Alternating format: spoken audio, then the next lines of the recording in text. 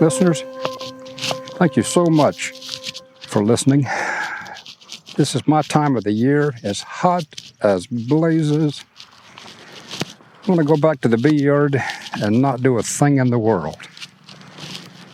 I'm going to sit there and watch my bees, because it seems to me that when I'm hot like this and the bees are hot, the stings hurt a lot more. Gotta get through the barn here, come out the back, get down by my tractor. Good grief, it must be 100 degrees in here. Going out the back, got an apple tree. Gonna sit in the shade, talk to you about my bees, see what you're doing and what I'm doing. I'm Jim too, and I come to you about once a week, usually on Thursdays, and I talk about anything and everything to do with casual beekeeping, and I do it in a kind of a plain talk way, because I'm just not a very tricky beekeeper. Welcome to Honeybee Obscura, brought to you by Growing Planet Media, the producers of the Beekeeping Today podcast. Join Jim 2, your guide through the complexities, the beauty, the fun, and the challenges of managing honeybees. Jim hosts fun and interesting guests who take a deep dive into the intricate world of honeybees. Whether you're a seasoned beekeeper or just getting started, get ready for some plain talk that'll delve into all things honeybees. Well, Jim back after the intro. It's late June. We're having one of those heat domes. And it's the kind of thing where there's just not a chapter in a book. There's not a direct discussion. I wish you could hear the kids over on my neighbor's neighboring acre playing in their pool. It hasn't rained in a week. It's not supposed to rain today.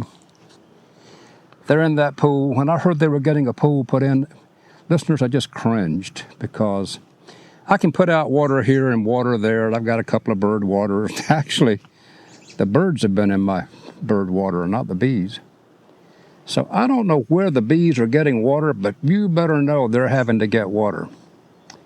And it's only a matter of time before my bees and every other bee and every other species of bee finds that pool over there. It's a large, nice, inflatable pool, the kind of thing that grandparents buy for their grandkids. And I was so relieved when I saw that my neighbor, the dad, had put a cover on that pool when he opened it up, got it going. They got to get water somewhere.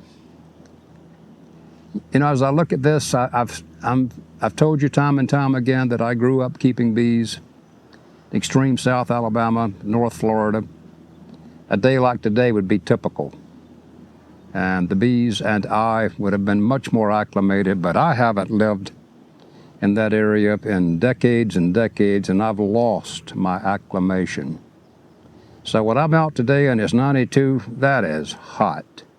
And I suspect that it's just as hot for my bees. I don't have them set up the way I would have all those years ago in a hot climate, when I would stagger the supers, the deeps, so that they basically had vents. They had open windows between most of the equipment sections. Just enough, just a bee space. You don't have to push it back 2 inches. Just push it back 3/8, no more than half an inch. And you see, that means you've got an entrance in the front, and don't forget, you've got an entrance also in the back. Later in the season, you shouldn't also forget that the bees have spent the whole summer using those upper entrances, and then when you're ready to close them up, take them off, take supers off, get ready for winter, there will be some momentary confusion while the bees struggle with that. I have no interest in opening these bees.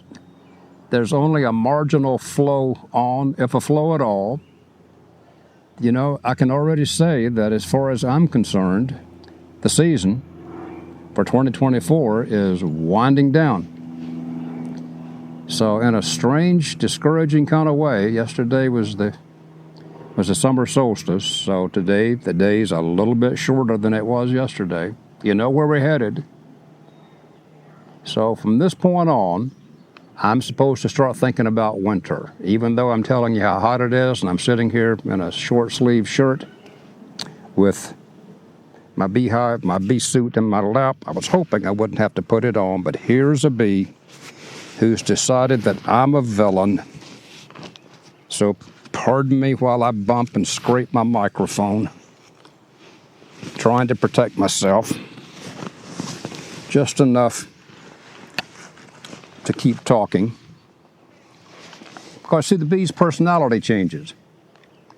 These were swarms last spring, and 3 pounds, 4 pounds of bees, they were decent swarms. I got them for free. They moved in on their own.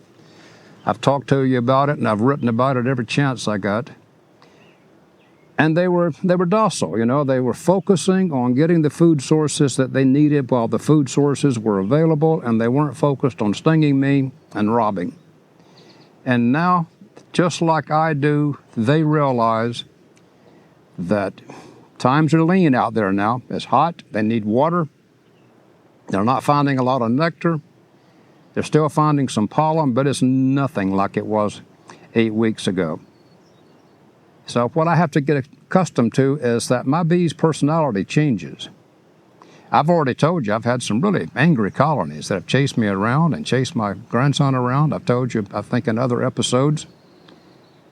So you just know, beekeepers. If you don't know, here it is.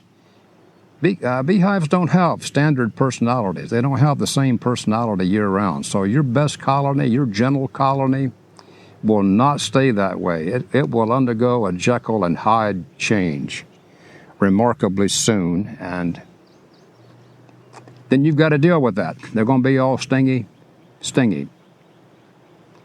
I can see bees right now every step of the way fanning on the landing board.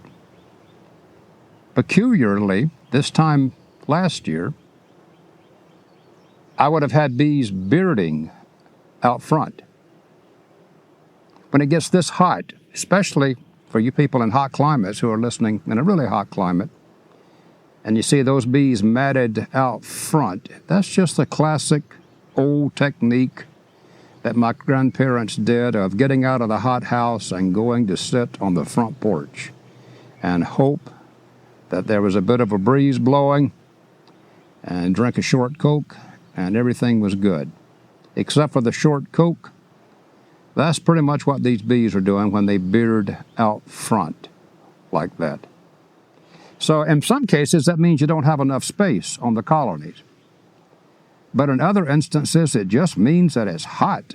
And inside the brood nest, their temperature are getting too high for the incubation temperatures. And the command goes for everybody to get out who's not needed inside the hive, and then to sit on the front porch and pull that wind current through there.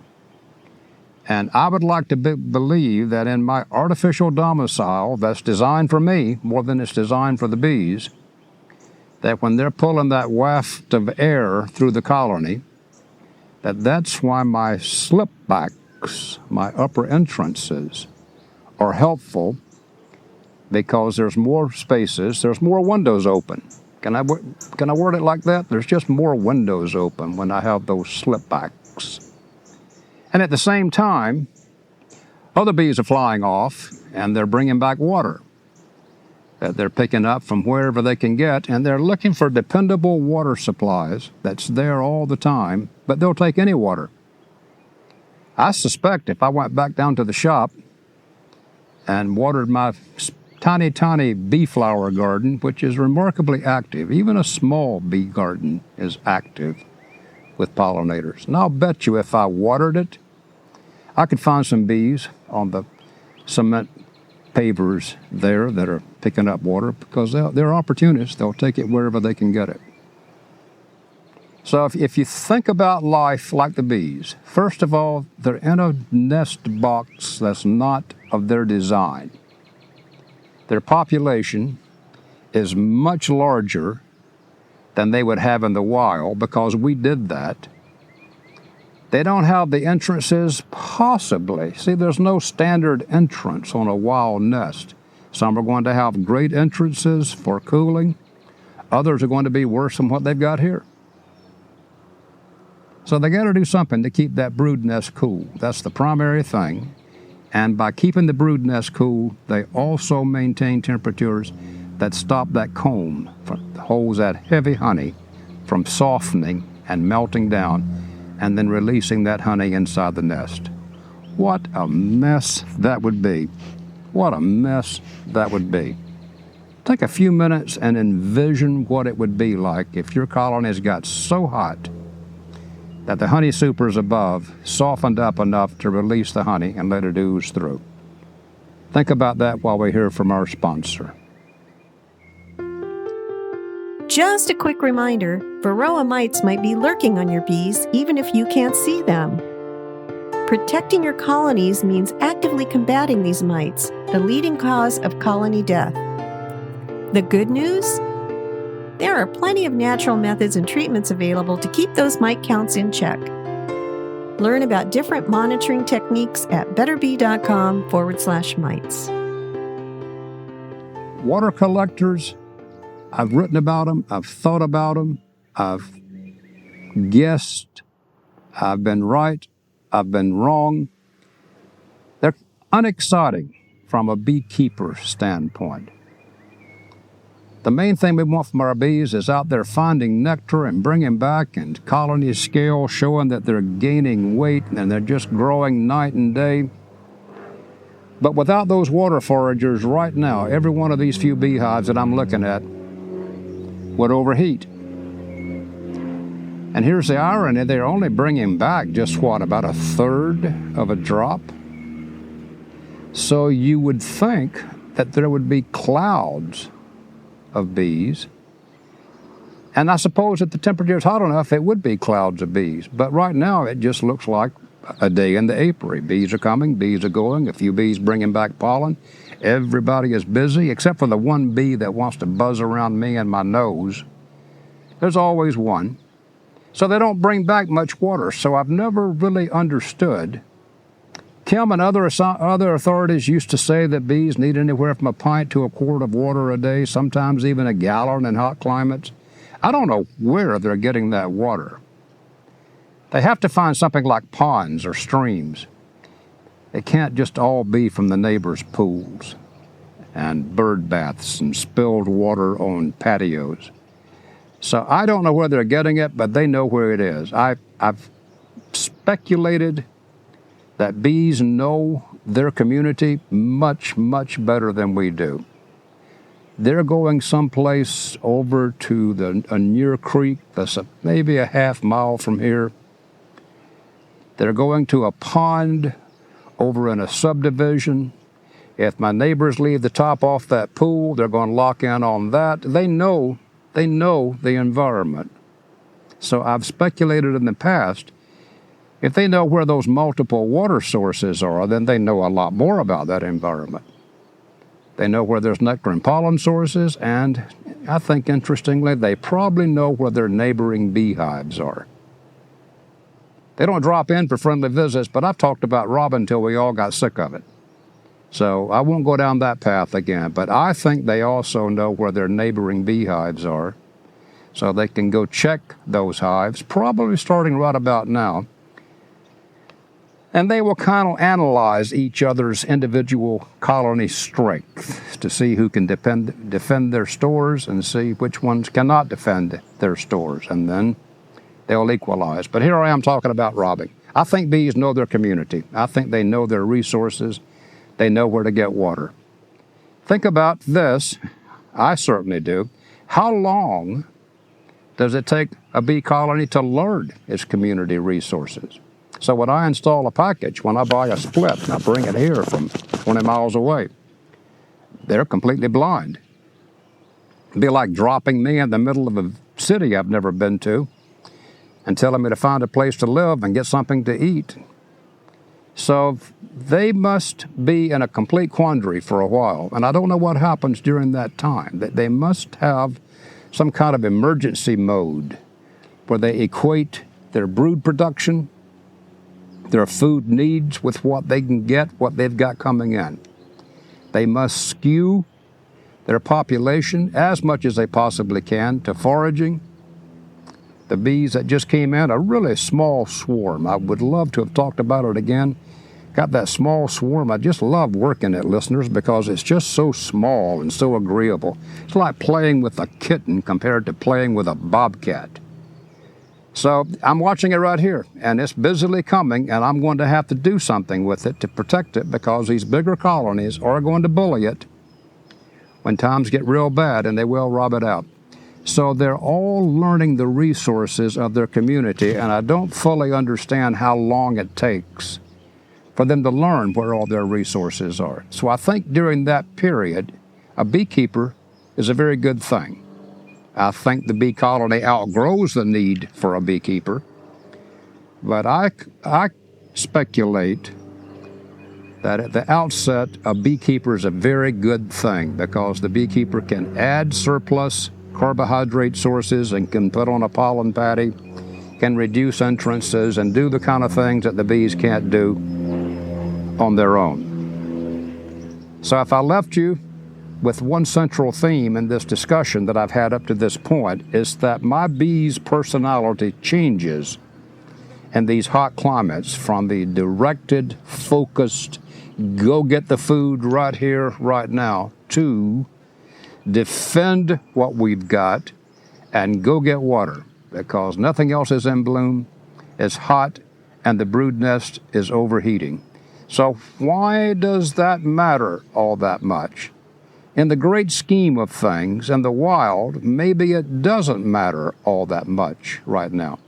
You see, any bees that die right now were, in many cases, just extra bees. There's nothing blooming, and yet the colony is going to maintain 55, 60, maybe 70,000 bees.